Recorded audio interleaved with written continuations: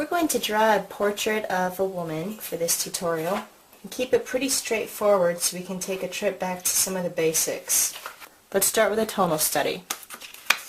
The tonal study will help me to better understand the shape of the head, and it will give me a chance to frame the picture.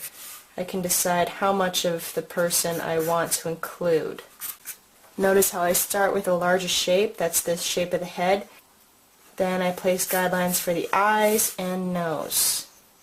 Remember, the eye guideline is in the center of the skull,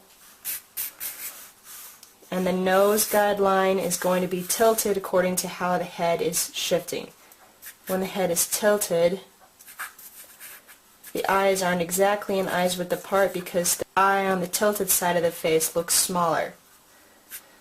For this study, I'm just eyeballing the basic placement of the nose and mouth. But if you're not comfortable eyeballing, make some measurements by going to the reference material, marking off one eye's width, and then judging from there how far everything else is. See how it's an eye's width between the two eyes and an eye's width from the corner of this eye to the edge of the face. Then measuring down, it's an eye's width to the top of the nostril. The entire mouth open is one eye's width, and from the bottom of the lip to the bottom of the chin is another eye's width. See how everything can be measured in terms of the eye's width. Then just translate those measurements to your drawing. It should be an eye's width between here and here, so this is a little close. And then it's an eye's width from the edge of the eye to the edge of the face. Then it was an eye's width from the bottom of the eye to the top of the nostril. The entire mouth was an eye's width. And there's an eye's width here too, so I need to shift the face down a little bit to accommodate that measurement. So let me make a few adjustments to the hair here. Notice doing it in willow charcoal is really nice because it makes cleanup so much easier.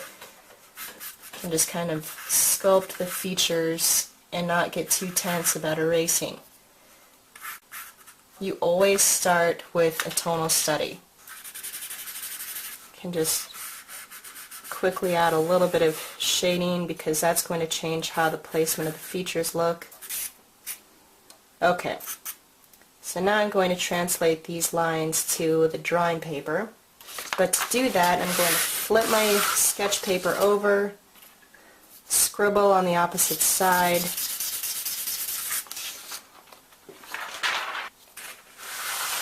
carefully place it down because it's going to be really smudgy, and then use an H pencil and transfer just the most important lines. Lift up, and then I'm going to have to clean up the smudgy areas, but since that's willow charcoal, you can do it easily with a light touch using a kneaded eraser just like this. And now I have my base lines that I can clean up with an H pencil and make my drawing a little bit more precise before I move on to adding tone. But as I add these final details, I'm looking for lines where the features line up with each other. So here, if I focus in, the corner of the nose and the corner of the eye are on a vertical plane together. Here, the tip of the nose and the pupil and the corner of the mouth are on a vertical line together. Here, the corner of the mouth meets up with the outer edge here of the iris.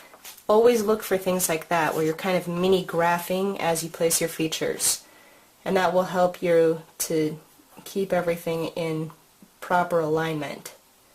Alright, now I'm satisfied with the shapes of the features, so I'm going to start shading. You work in shading just the same way that you work with drawing the shapes. So start with the largest areas first and see the shadows as shapes in themselves. So the shape of the shadow that runs across the entire face is the largest, and this shadow goes all the way over the hair and skin. I'm using an H pencil, so it's fairly hard, which means it's going to put down a light tone. And this is what I mean by shadow shapes. See how the shadow on the chin naturally connects to the shadow on the side of the nose, which naturally connects up the bridge of the nose, which melds into this shadow under this eye. And they're all connected. They're not separate pieces. You want to see the shadows and your shapes in general as large of pieces as possible, because that will simplify the form and make your work look more professional. After this initial blending pass, I'm going to smooth the tones with my chamois cloth. I'm following that same curvature. This is going to pick up a lot of the tone, so I'm definitely going to need to make a second pass and probably even a third pass. But working with the chamois will help to give that initial smooth look that lends itself well to realistic skin tone. You can also use a dirty part of the chamois cloth and do some shading with your finger, just like this. I'm going to do a second pass of shading on the face to darken up the darker areas of the tones. Then I'm going to smooth that with a stomp, which will keep those tones darker. And then I'm going to move into the individual features on the face. Take your time and build it up slowly. You don't want your portraits to look like raccoons, and you want to be able to give yourself time to make adjustments. Be careful not to accent the lines too much, or your portrait is going to start looking like a cartoon. You draw a line, and then you blend out one side with the stomp, so that you keep a sharp contrast between the planes, and you keep the appearance of the line without actually depending on a physical line to separate the chin from the neck. Alright, so for the second pass of shading, I'm using a stomp. That's this rolled paper with a tip. Always use the largest tool for the area for the smoothest finish. Okay, I'm going to work just like this, and I'm going to come back to it when the skin has been shaded and we're ready to move into the features. For the eye, I like to use a fairly soft pencil, like a 2B. And then I start in the upper eyelid. So you try to make those lines confident and smooth, but not necessarily uniformly dark. See how you outline first. And on the underlid, you don't want so much of a line as a highlight edge. And then for the lashes, after shading, put those in with just one stroke per lash. Not too many, you just need an indication. Pupil is really dark. You can always start off with a 2B and then darken it. Work around the eyelid, and then for the iris, I add some random lines for the spokes. And then I go over the top, depending on the eye color, with an H or a 2B. But you want varying contrasts and tones in the eye to give it that realistic sense of depth. Right, now I might want to come back to that later, but now I'll move down to the nose. And again, I'm working with a 2B here, focusing on the most prominent lines of contrast first. Don't be afraid to shift your paper to make it most comfortable for you. And then after darkening up a line, I immediately go back and blend it out. In the lips, I'm adding darks to the corners. And remember, this is just the initial pass of realism on all the features. You can always go back and bump it up. I'll need to bump up that nose some more. But I want to get everything situated at about the same level before I push any individual feature too far.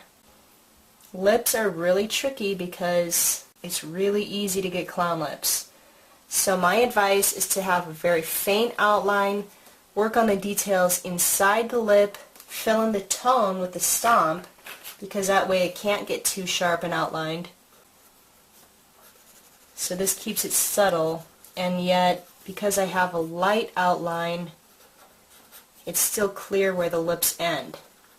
For shading around the teeth, don't draw the lines of the teeth. They're sketched in place, but they're just extremely light. What you do is add the shadows around the bottom of the tooth and a little bit of shading in the gum line, and then the viewer's eye will fill in the lines in between the teeth. And then I add some shading in the corners. You can also add a little bit of wispy shading on each individual tooth. I want there to be enough shading on the teeth so that I can pick out a highlight. So I'm going to work this way and push up the features that same way by doing a second pass. Then we'll come back to it and we'll do the hair. To work in the hair, I'm going to go to a 2B since she's a brunette and start by just making some lines that accentuate the shadow shapes. And also better to find the hair that is laying against the forehead. So see how I'm just following the hairstyle and giving myself a better idea of where everything fits together. Then you use the pencil on the side and accentuate those shadow shapes at the top of the head and in the side where it pushes up against the face. I'll not do that much blending in the hair because I like that rougher edge. The contrast of the two different textures works well for a portrait. You want to be especially careful on the side of the face, where the division between the tone of the hair and the skin tone helps to define the shape of the head. So try a line and start to lightly add some tone, but don't go in too dark to begin with or else you won't be able to make adjustments. Now don't forget that other trick too. You can make highlights in the hair both by using your kneaded eraser as a blade and erasing out little lines. You can see some that I've already done here and there. Or you can preserve whites by using a sharp tool that won't damage the paper and indenting the tooth of the paper. So a needle tool can work well. I'm just going to scrape in some highlights here and there. It works best if you do this kind of scratching on white paper. Then I'm going to fill in the tone here at the side of the face. Then take a break, come back to it, and if the shape of the head still looks right, punch it up and go really dark there next to the head. So I'll just work like this, shading, blending across the tone, adding some darker areas in the hair, pulling out some highlights, and then we'll come back to it when it is a finished piece. So here's the finished portrait. I've just done a little bit more rendering in the hair, not that much really, just filling in the tone and the areas between the highlights and tone with a little bit more line work. You can always go and do as much as you want, but you get the general gist for the tutorial purposes. So remember the keys to drawing: big shapes, then the details. Make sure to give yourself guidelines as you're laying it out. Look for those grid marks to help place things accurately, and you'll be in good shape. So thank you so much for watching. Please join us next month while we do 2 more tutorials.